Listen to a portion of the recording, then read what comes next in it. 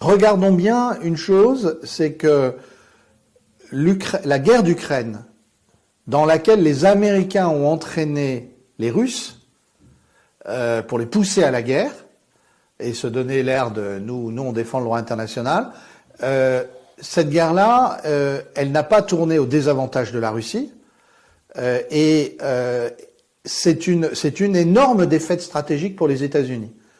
C'est comme s'il y avait eu une reprise de la guerre froide, d'une certaine manière, comme si l'Ukraine était un nouvel Afghanistan ou un nouveau Vietnam.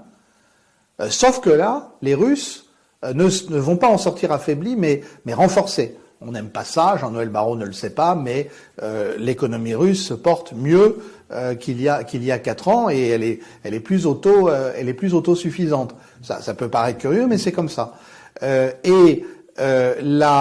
Donc, effectivement, il y a eu cette défaite majeure. Alors, l'équipe Biden, confrontée à cette défaite stratégique, a voulu faire diversion et aller vers le Proche et le Moyen-Orient, d'où l'idée